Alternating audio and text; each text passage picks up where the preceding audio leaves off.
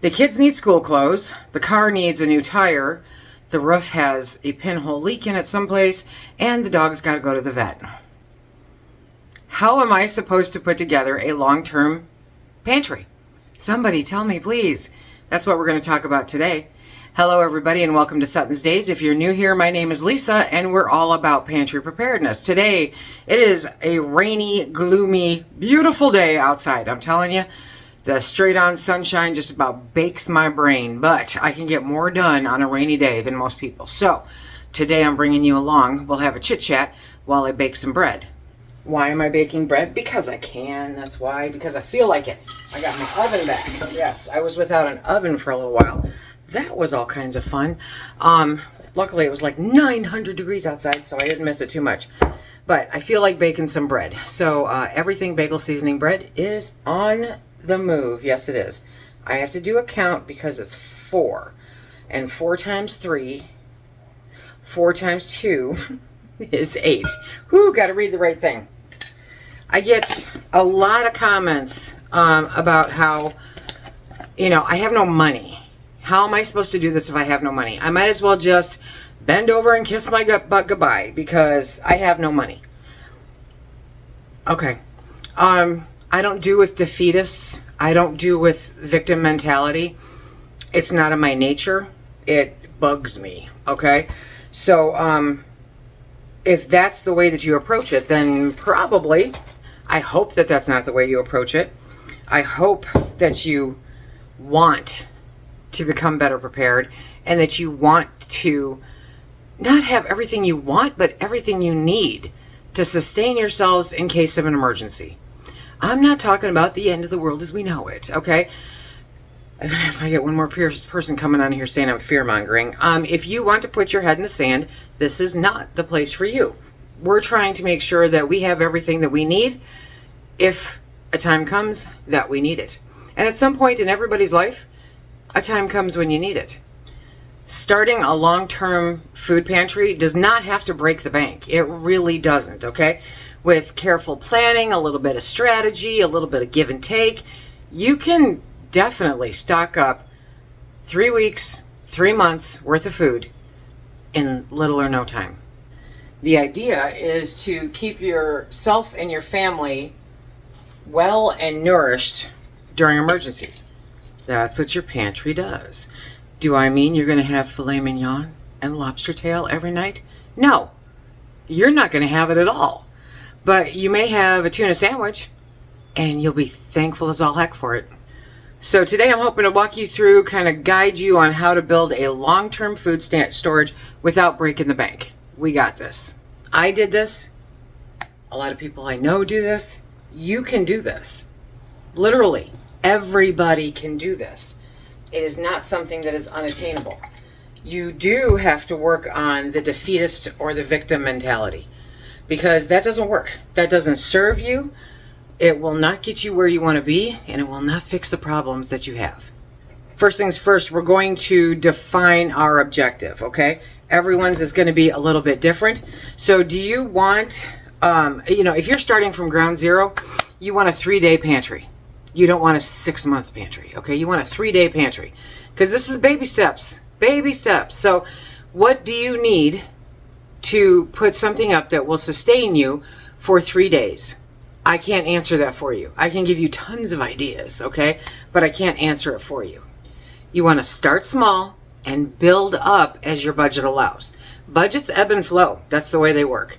So start small. Go with 3 days. If you've already got 3 days, go with 3 weeks. If you've already got 3 weeks, go with 3 months. You get the drift. Define your objectives and establish your budget. I cannot find the money for you, okay? You know what your budget looks like. You're the one that's got to do that. You know where things can be cut. You know where sacrifices can be made. You know when you can substitute things and when you can't, okay? Well, everybody needs some kind of enjoyment. You can go for a walk and get enjoyment. You can go to the senior center and get some enjoyment, no matter what age you are. There's things to do that don't cost anything. You can go to the library and get some enjoyment. So you have to make decisions on that aspect of it, but define a budget. And I did a video on how you can stock up for $40 a month. That's $10 a week, okay?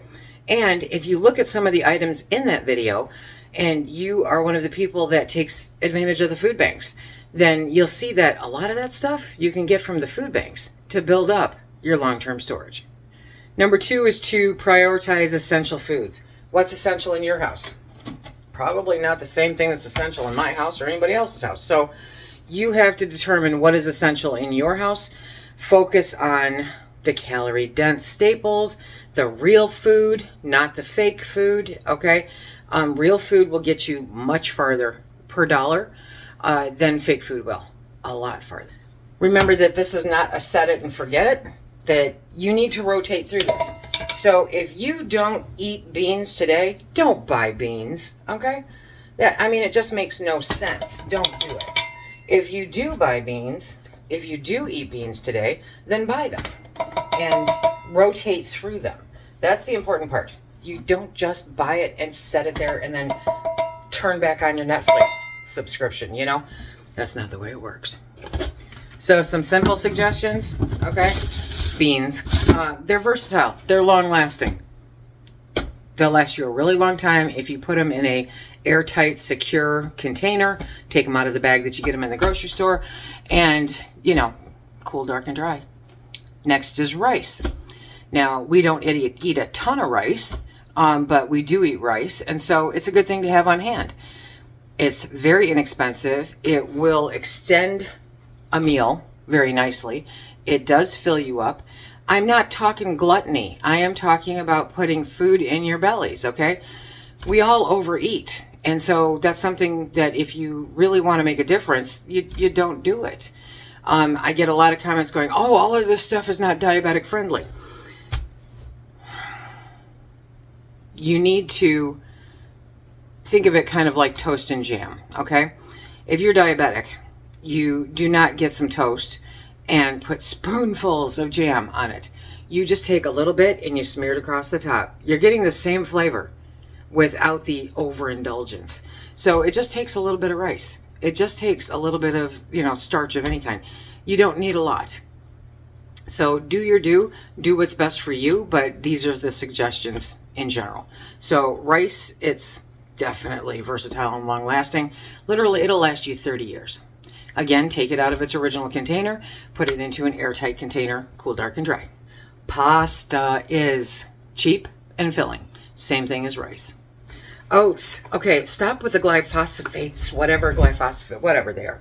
Stop with them. Eat it, don't care. I'm just putting it out there as a suggestion, okay? There's a lot of stuff you can do with oats. Flour. Now, if you're struggling for a budget, you're probably not going to go get a wheat grinder, okay? So get flour. All-purpose flour.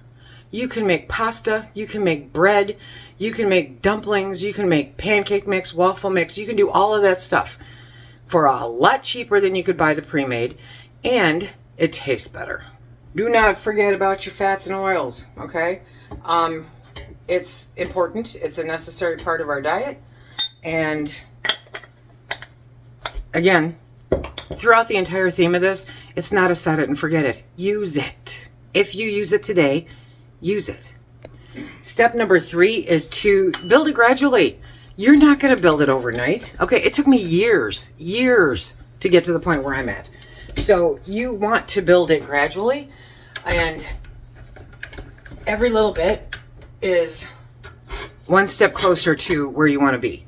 And trust me, the further along you get, the farther out that field goal goes. So just plan on 3 days, 3 weeks, 3 months, 6 months, a year.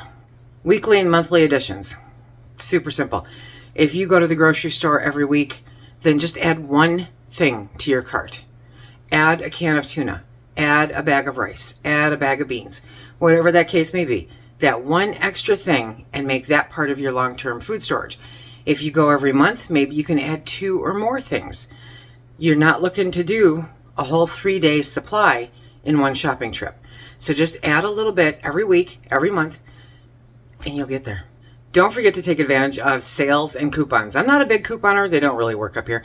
But sales are something you can definitely watch for. So if you say, I have $10 a week that I can put towards food storage, and then you look at the papers every week and you see that in a week or two, something that you do eat regularly is on sale, then you can take that money and buy extra of that. If you see that, there's meat in the discount, the manager special discount, bin at your store, then you can take that $10 and purchase that. And that is money well spent on real food that will sustain you someday in the future for less than what you would pay for it today even. Remember to diversify your food storage. Whether you're buying it, whether you're stocking it, you want to make sure to diversify it. I need, X amount of vegetables for 3 days, 3 weeks, a month, whatever.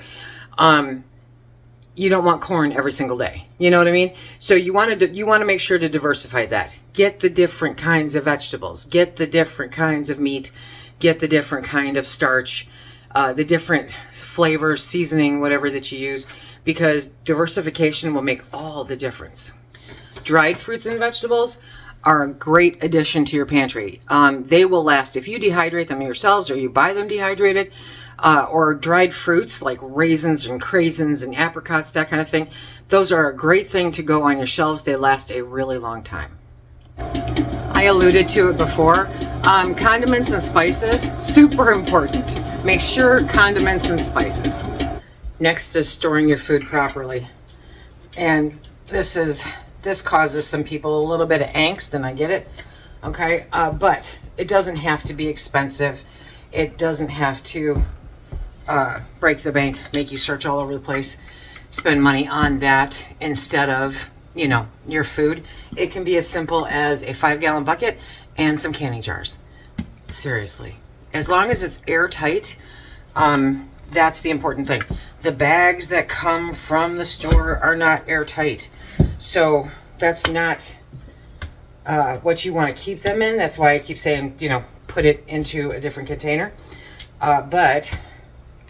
Okay, let go of my fingers. That's some tacky bread. Anyway, so start off with what you've got in your house, okay, in your kitchen, in your pantry, and work your way through that, because that will give you a good jumping off point to know what it is that you've got to get. If you somehow miraculously already have 12 cans of tuna, unless you eat tuna a lot, you probably already have more food than you thought you did.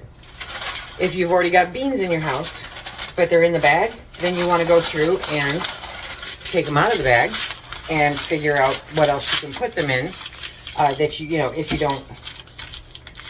if you don't already have them in, a good airtight container. The airtight containers are not only the quality of the food, but it keeps the pests out. Invest in affordable containers like food grade buckets. You can get them at Walmart or Lowe's or Home Depot, okay? Don't, drive yourself crazy looking for them. You don't need gamma lids. Some nice food grade buckets will save you a whole bunch of headache later on. And canning jars. Canning jars are available at most of your bigger retailers. So Meijer, Walmart, that kind of thing. Utilize them. Definitely you check out Marketplace. They're great. Even if you're not a canner, they're a great thing to have on hand for storing dry goods. You guys have seen my pantry. I have pasta in them. I have rice in them. You can do the quart jars. You can do the half-gallon jars. So whatever works best for you, whatever you can find, and put it up. It's the best way to do it. Remember that it's imperative to keep it cool, dark, and dry. I live in Arizona. Yeah, okay. Keep it as cool as you can, dark and dry, okay? If you don't have a basement, you don't have a basement. There was a time when I stressed about it a lot. I'm like, I don't have a basement. Where am I supposed to put this stuff? You know what? I put it in that room. I block off the heat vents and I put it in that room. It is just fine. If you don't have air conditioning, throw a fan on. Find, there's a way to move the air so that it works better for you. There's a million excuses why it won't work for you and you're just a victim, but you're not. So you can do this. If it's 120 in that room all the time, you might have a problem. You know, the problem is it might not last as long. Dark is simple. Blackout curtains or whatever you can, okay, to block the light from coming in the window. Super easy. Dry, keep the water out. That's why super humid basements don't necessarily work real well, okay? See, there's a bonus to not having a basement, but they're just, you know, keep it dry. Step number 6. I say it all the time. It's not a set it and forget it process, okay? You want to rotate your stuff. It makes no sense at all other than blatant fear. And that does not serve you. That has you doing things and wasting money. So rotate your stock. Stock what you eat what you stock, rotate through it. If you eat tuna, so you stocked up on tuna, then instead of buying, you know, tuna instead of using the tuna you bought this week, use the stuff you stocked up on, put the stuff you bought this week at the back of the row. You just want to rotate through it. First in, first out, they call it. There's, you know, a myriad of ways to handle this so that it works good for you, but you cannot just buy it and put it on a shelf. You're wasting money and food. Track your expiration dates. Expiration dates are not the be-all, end-all. There is a lot of stuff that is good past its expiration date. There's a lot of stuff that isn't. It's up to you to figure out which one, okay? The internet has a plethora of information, and I'm sure that some of you will throw suggestions in the comment section down below. So, expiration dates are not the same as best buy dates and should not be treated as such. And most of the time, the date that's on the food that you buy at the store is a best buy date. So when I did that $40 stock up, right, the best buy date on the back of the canned chicken, and I believe it was canned tuna, they were like 3, 4, 5 years out.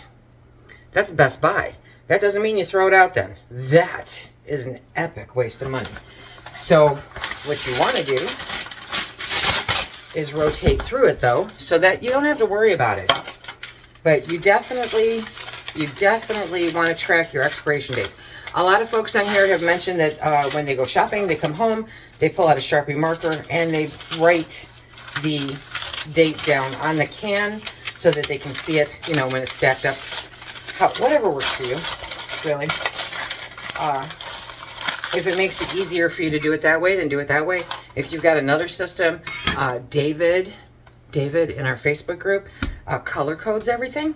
So he's got those, you know, those little yellow, or not yellow, those little colorful dots that you use for like garage sales and stuff, right? He's got those, and he has a different color for every year. Genius. Yeah. So he knows that if this year's color is yellow and next year's color is orange, don't be eating the orange until you're out of the yellow. Definitely supplement with homemade and or foraged foods. Kind of like the flour, okay? The flour, you can make your own waffle mixes, you can make your own brownie mixes, you can make your own dumplings, you can make your own pasta, you can make your own bread. You have saved so much money by doing that. If you are a home canner, then yeah, hello. Supplement the stuff you get at the store with stuff that you've home canned. Perfectly good. Put it into rotation just like everything else. Then there's gardening and foraging, right? So if you know about foraging, then it's a great thing to implement if the season, the weather is with you. If you are not a forager, try to find a local one or reach out to your local conservation district or something like that. They normally have classes or, seminars that they do free to teach people how to do this. Garden, everybody can grow something. Sven in Norway is one of our dazers. He has a 4th floor window garden. It's in the window of his 4th floor apartment in Norway. Sven's a rock star. Another thing to do is plan for some water storage, okay? We talk about this all the time. They have different things to put water in, but it really doesn't take anything seriously, you know, expensive in order to do it. Store water. Average is a gallon a day. Gallon to 2 is, you know, up to you, because you're factoring in cooking, you're factoring in drinking, you're factoring in a bunch of different stuff. But about a gallon a day. So how many gallons do you need for 3 days? 3 per person. Okay. And if you have dogs, then, you know, a gallon per dog. But, and bottled water, you can get a 40 pack of bottled water at Walmart for just over $5. That's a good deal. They're all like 16.9 ounces or whatever. So 17 ounces. That's a simple way to do it. And it's portable. And if you want to be really budget friendly, okay, number 1, give up the soda. And I know how hard it is, trust me. But number 2, if you do have, you know, if you do drink soda, then seriously clean those bottles out. Like, you know, bleach, water, hot water, you know, seriously clean them out. And then put water in those, screw the top back on, put them over to the side. So you got your 3 days, right? Next, you're going to work on 3 weeks. But in the meantime, if you are not used to making it a regular part of your rotation, practice cooking with your food storage. So if you are used to buying noodles and not making them, practice making noodles. The worst case scenario, you have some ugly noodles. It's not hard to make noodles. It's flour and egg. That's it. Okay? So learn how to do it, play with it, practice with it. I particularly don't care what it looks like, probably to the far extreme. As long as it tastes like a noodle, I'm happy. But, you know, if you're looking for magazine pretty or Instagram pretty, you know, it'll take time and you got to practice at it. Nobody starts off making a masterpiece. Also, by testing out your skills, it helps you rotate your stock. And like I said, that's important.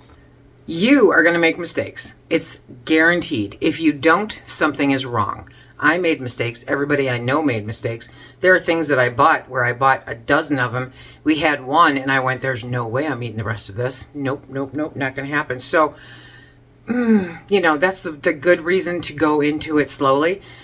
You're going to make mistakes. So if you try something that ends up being unappetizing, don't kick yourself about it. Find somebody who does enjoy it, give it away, donate it, feed it to the animals, whatever the case may be, and start over again. It's a lesson learned and possibly a blessing to somebody else. Step number 10 is to stay flexible. And I don't mean bending, okay? I mean stay flexible with your mind, with your thoughts, with how you're going to handle these things. Something always changes, something always comes up. 1 month it might be a mouse, you get rid of that. The next month it might be pantry, moths. There's always something. So be flexible. That's really important when you're trying to get all this put together. The whole goal is to be prepared and not scared. Okay? To not be a victim, to be in control of what happens to you as much as you can during an emergency. To know that you have the insurance built up to take care of you and yours during any kind of emergency, whether it's man-made, nature, whatever the case may be. You want to review it regularly. I say to inventory your pantry quarterly. It keeps you on top of it. We're busy people. We're all busy people. So unless you're seriously not a busy person, then you're not going to stay on top of it all the time. I have a bad habit of walking in and dropping it down and going, I'll get to it later. Yeah, you never do. And when you do get to later, it's normally 3 or 4 times after dropping it in there, getting it to it later, and then you have a mountain to go through. It happens. It's life. That's the way it's supposed to work. So jump in, do what you can, inventory it. You can do this. If you want to see more about what you can do with $40, check out this video right here. And until next time, everybody, be safe and stack it to the rafters.